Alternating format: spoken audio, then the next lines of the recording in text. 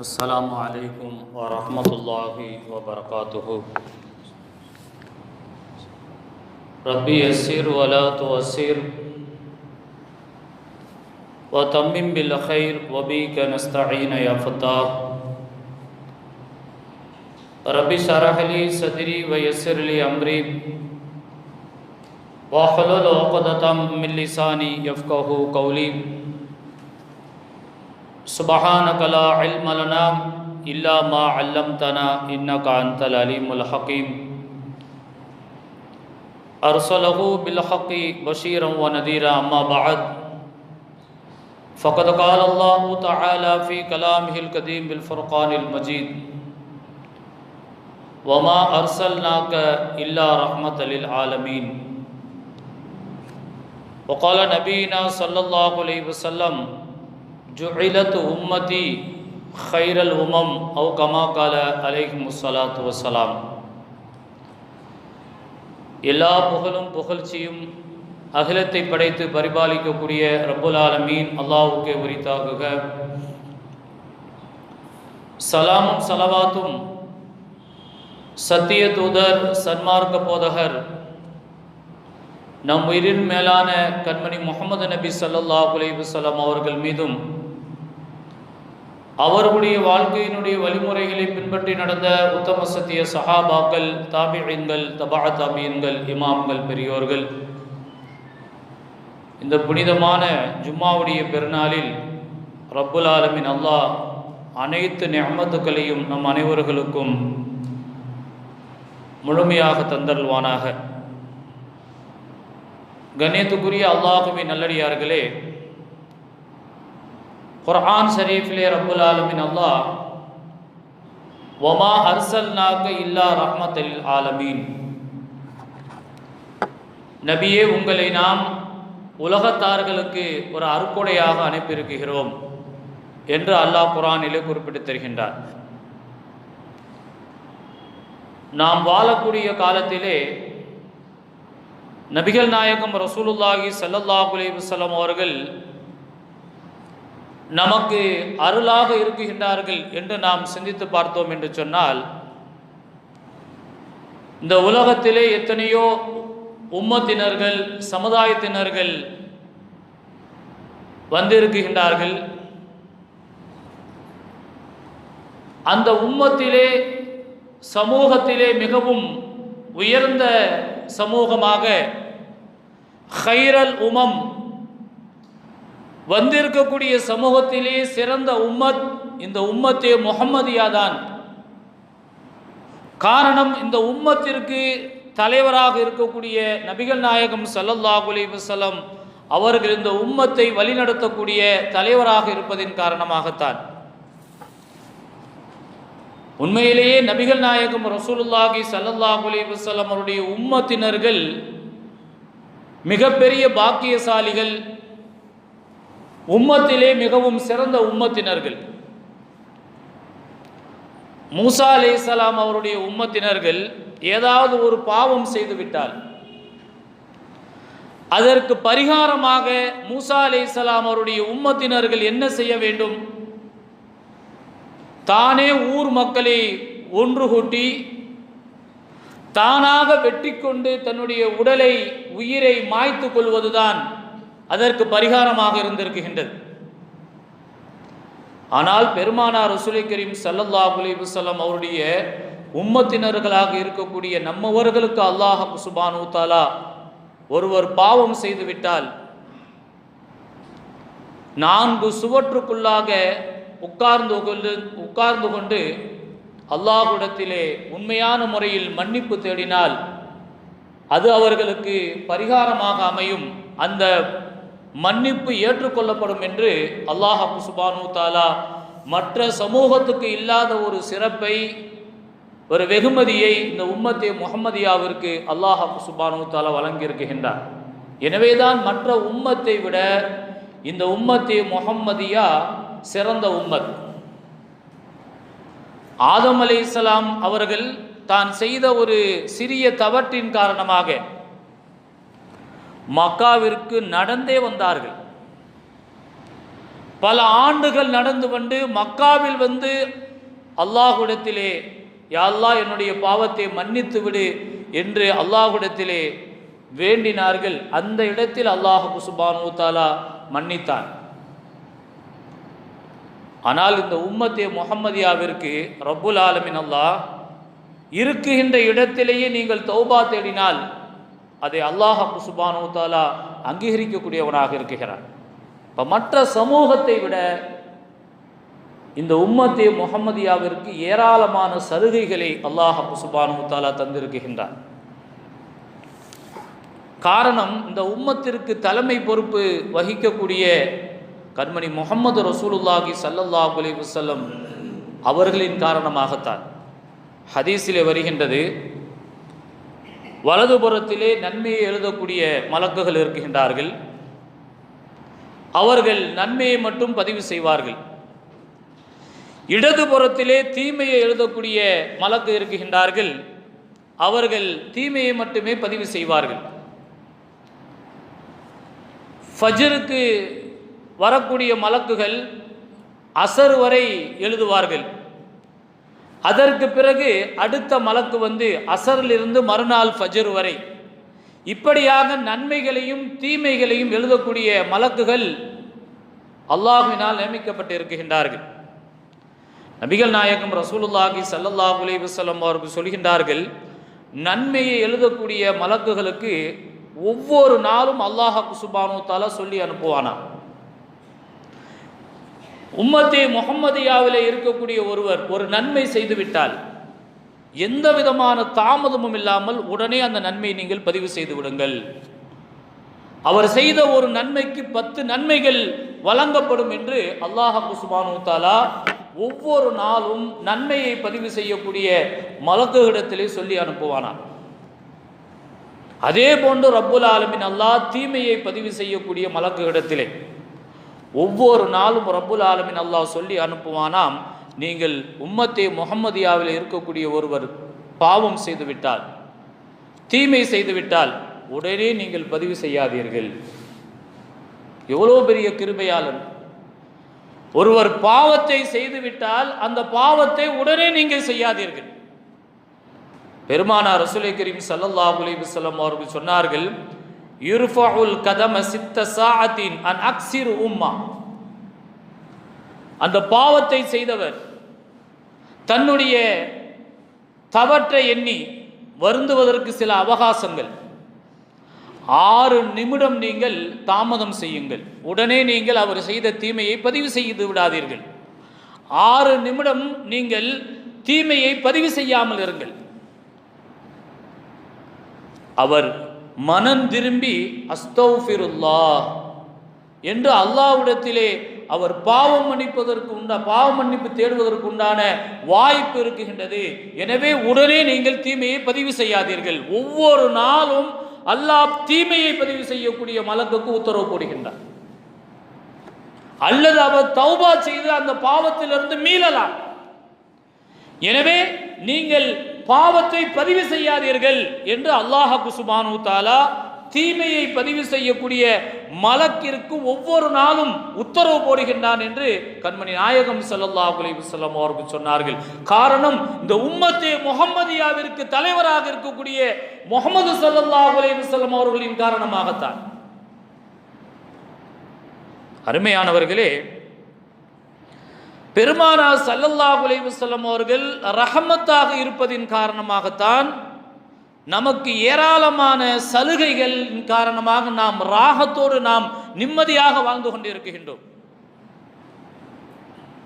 குர்ஆனிலே ஒரு வசனம் இருக்குகின்றது, யௌம நதுஉ குல்ல உனாசின். ஒவ்வொரு உம்மத்தையும் நாளை மஹ்ஷர் மைதானத்திலே கியாமத் நாளிலே ரப்புல் ஆலமீன் அல்லாஹ் அவர்கள் சார்ந்து இருக்கக்கூடிய நபிமார்களோடு அல்லாஹ் அழைப்பானா. ஒவ்வொரு உம்மத்தையும் அவர்கள் சார்ந்திருக்கக்கூடிய நபிமார்களோடு அல்லாஹ் சுப்ஹானஹு வ தஆலா அழைப்பானாம். ஈசா அலைஹிஸ்ஸலாம் அவர்களை அவர்கள் சார்ந்திருக்கக்கூடிய சமூகத்தோடு அல்லாஹ் அழைப்பான்.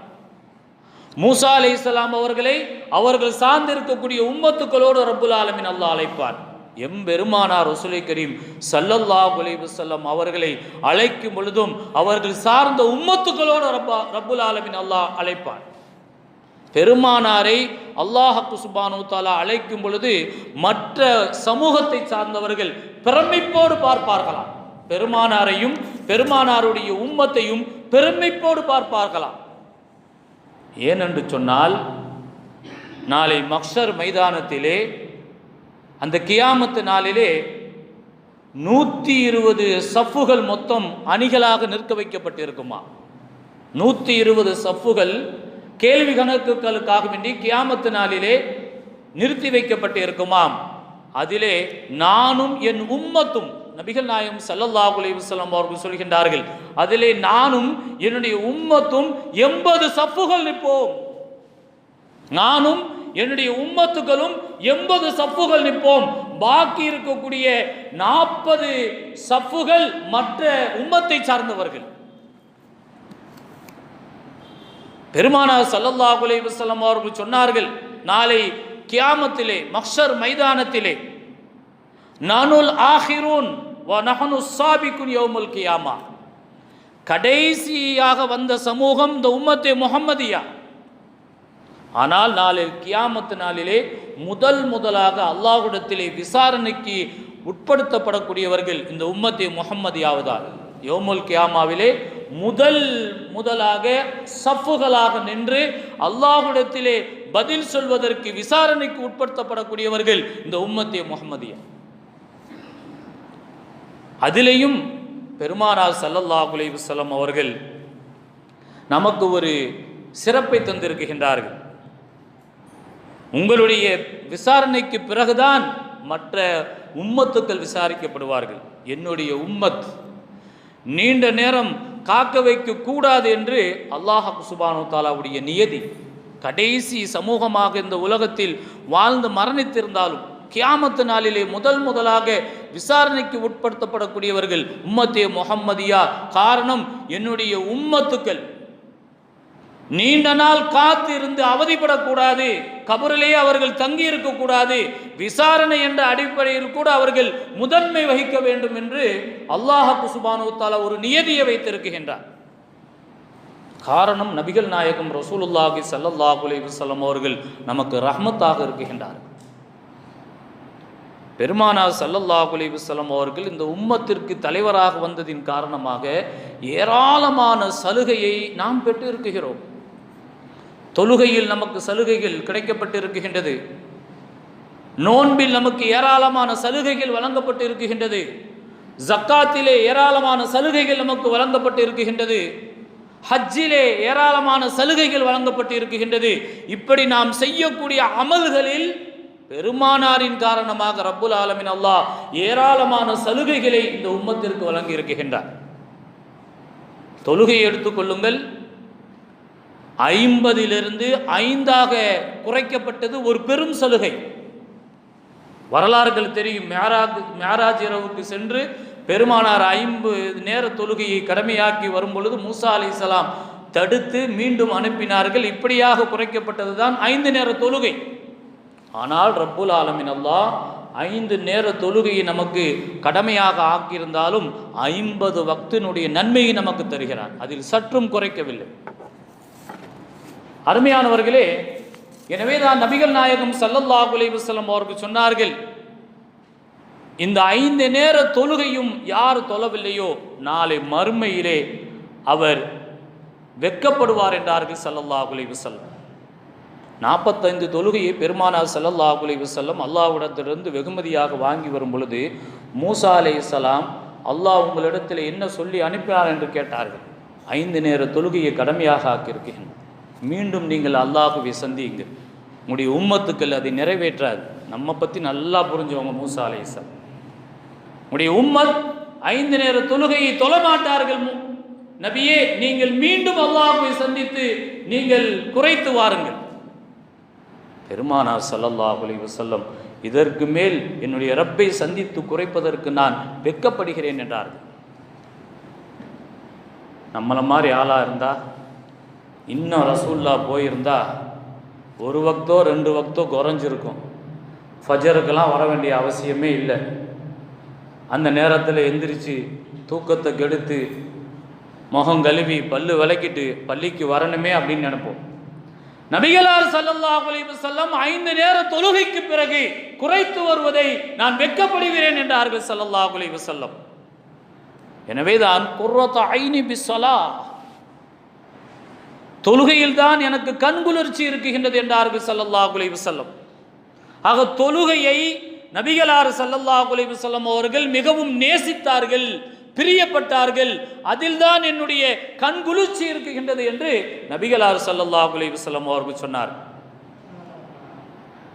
இப்படி தொழுகையில் நபிகளாரின் மூலமாக நமக்கு சலுகைகள் கிடைத்திருக்கின்றது. ஜக்காத்திலே ரப்புல் ஆலமீன் அல்லாஹ் நபிகளாரின் காரணமாக இந்த உம்மத்திற்கு சலுகையை வழங்கினார்.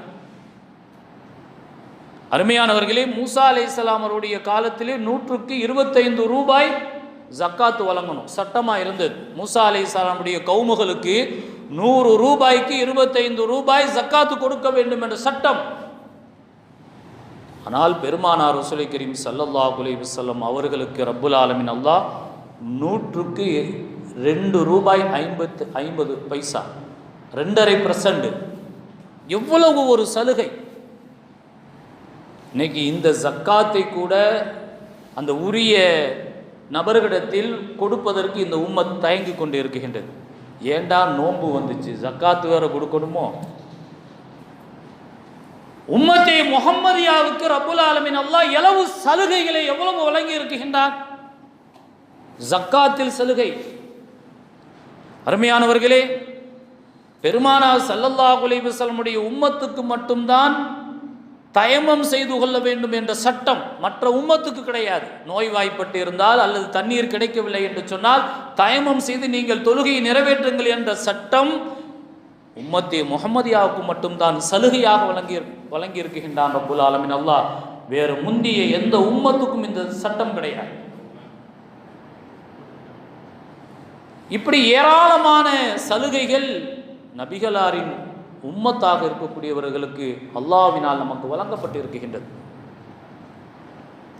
தொழுகையினுடைய விஷயத்திலே பெருமானார் ஸல்லல்லாஹு அலைஹி வஸல்லம் அவர்கள் சொல்லும் பொழுது, நின்று கொண்டு தொழுங்கள், அதுதான் உங்களுக்கு நன்மைகளை அதிகம் பெற்று தரும்.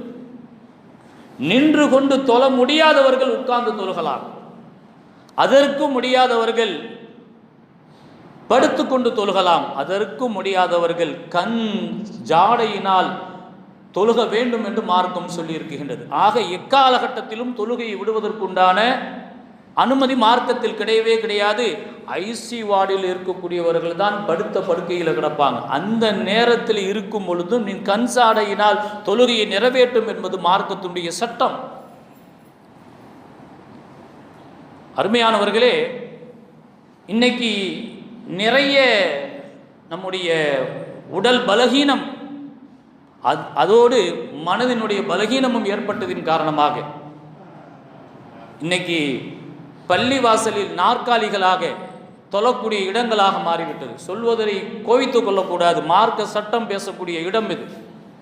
மார்க்கத்திலே எல்லா சூழ்நிலைகளிலும் நிற்க வேண்டும், முடியாதவர்கள் உட்கார்ந்து கொள்ளலாம் என்ற சட்டம்.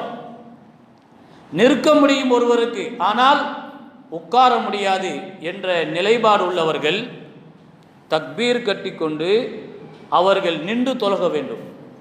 சுஜூதுக்கு செல்லும் போது மட்டும்தான் அவர்கள் உட்கார முடியாது என்ற சூழ்நிலையின் காரணமாக அவர்கள் உட்கார்ந்து கொள்ளலாம் சஜிதாவினுடைய நேரத்தில்.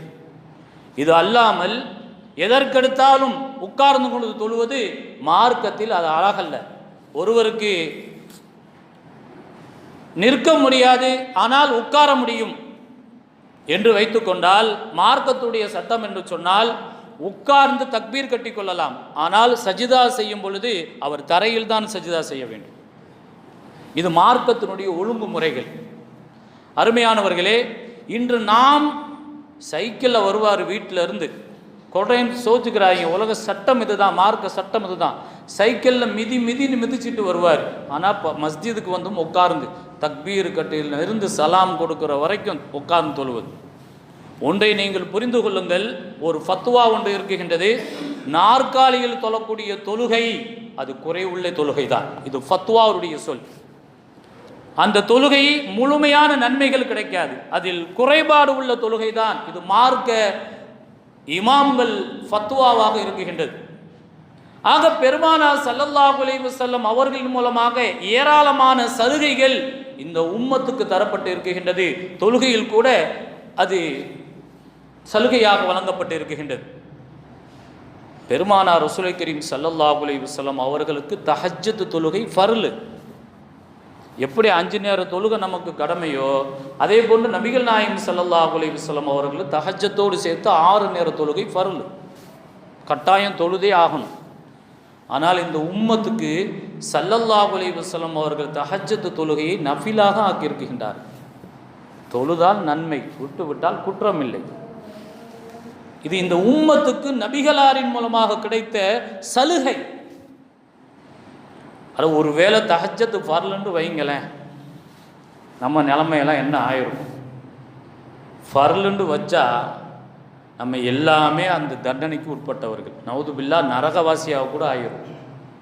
ஏண்டா ஃபஜ்ரே இன்னைக்கு அப்படி இப்படி இருக்குது. தஹஜ்ஜத்துடைய தொழுகை நமக்கு ஃபர்லாக்கப்பட்டு இருந்தால் நம்முடைய நிலைமைகள் என்ன? மிஸ்வாக் செய்வது பெருமானார் ஸல்லல்லாஹு அலைஹி வஸல்லம் அவர்களுக்கு ஃபர்ல், ஆனால் இந்த உம்மத்துக்கு சுன்னத். இந்த உம்மத்துக்கு அது சுன்னத்.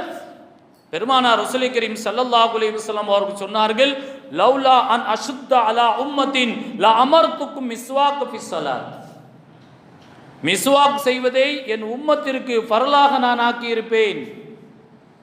உம்மத்திற்கு சிரமமாகி விடுமோ என்பதற்காக வேண்டி நான் அதை எனக்குள்ளாக நான் ஃபர்லாக ஆக்கி கொண்டேன்.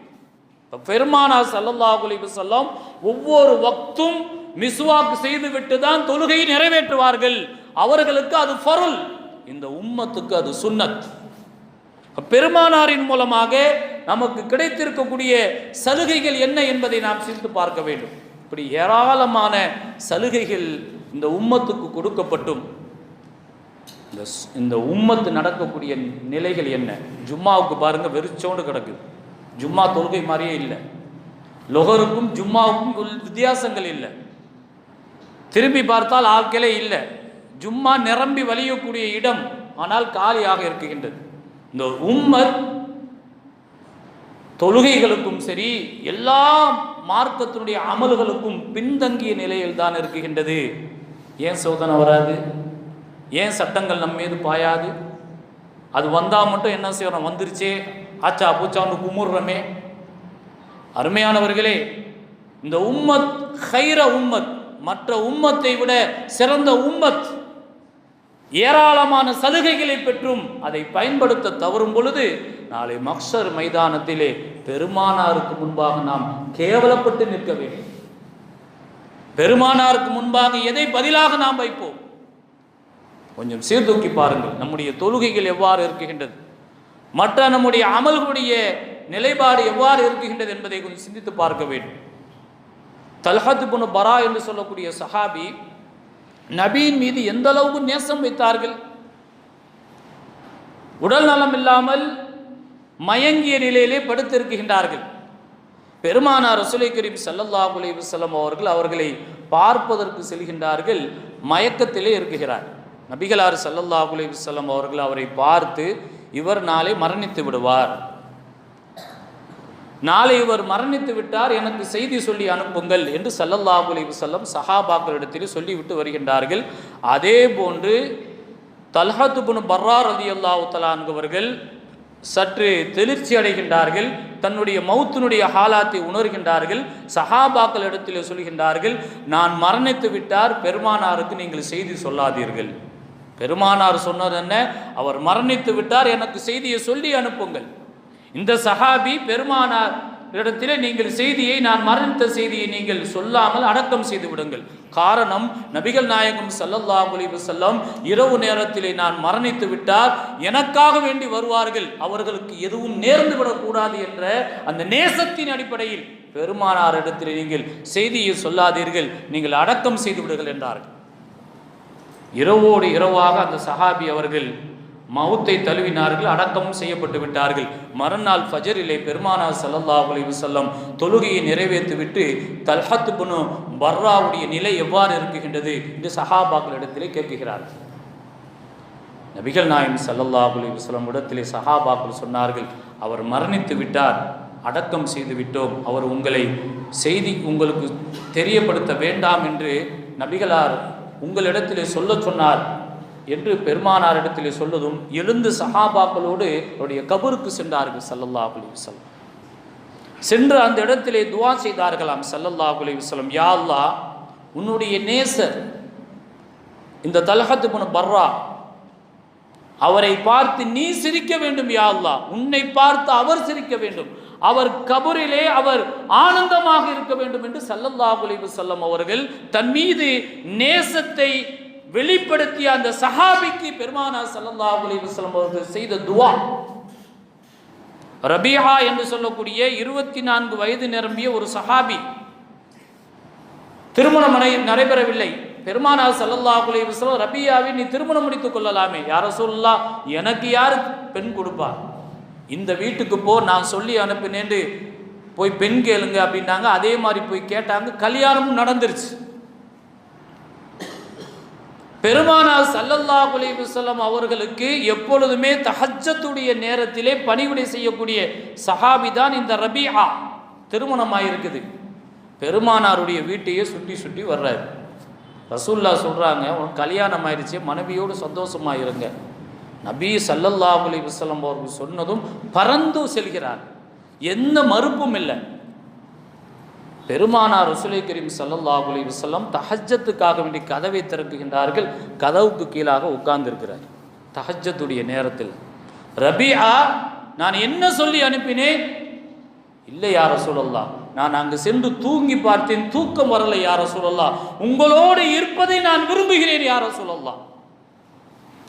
பெருமானார் ஸல்லல்லாஹு அலைஹி வஸல்லம், உனக்கு என்ன வேண்டும்?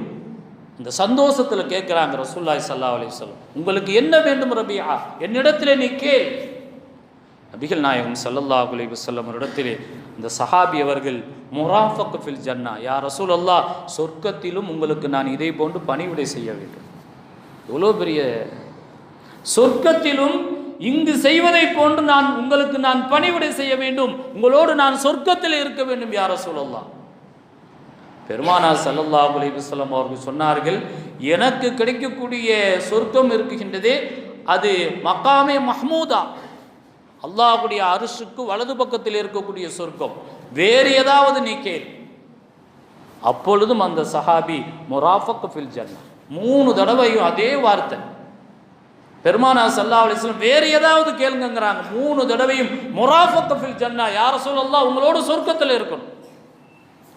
அந்த சஹாபிக்கு பெருமானார் ஸல்லல்லாஹு அலைஹி வஸல்லம் அவர்கள், அலைக பி கஸ்ரத்தி சுஜூத், நீ அதிகமாக தொழுதுகிட்டு வா, பெருமானாருடைய வசியத், நீ அதிகமாக தொழுகையை நீ கடைபிடித்து கொண்டு வா, என்னோடு நீ சொர்க்கத்தில் இருப்பாய் என்று ஸல்லல்லாஹு அலைஹி வஸல்லம் அவர்கள் அந்த சஹாபி இடத்திலே சொன்னதாக நாம் ஹதீஸ்களிலே பார்க்க முடிகின்றது. ஆக பெருமானாரை நேசித்தவர்கள், அவர்களோடு நேசத்தை வைப்பதற்கு ஆர்வம் உள்ளவர்கள் பெருமானாரின் மூலமாக இவ்வுலகிலும் பலன் பெறுவார்கள். நாளை மஹ்ஷர் மைதானத்திலும் அந்த இக்கட்டான நேரத்திலும் பெருமானாரின் மூலமாக அவர்கள் உதவி செய்யப்படுவார்கள், ஷஃபாத் செய்யப்படுவார்கள் என்பதை எந்த மறுப்பும் இல்லை. ஏராளமான சலுகை இந்த உம்மத்துக்கு வழங்கப்பட்டு இருக்கின்றது. இந்த சலுகையை பயன்படுத்தி தொழுகை போன்ற எல்லா அமல்களிலும் நாம் தீவிரமாக முயற்சி செய்து அதனுடைய பலன்களை அடைவதற்கு நாம் முயற்சி செய்ய வேண்டும். நாளை பெருமானாரோடு இருக்கக்கூடிய பாக்கியத்தை ரப்புல் ஆலமீன் அல்லாஹ் நம் அனைவர்களுக்கும் தந்தருள்வானாக. வாஹிர் தஅவானா அல்ஹம்துலில்லாஹி ரப்பில் ஆலமீன். அஸ்ஸலாமு அலைக்கும்.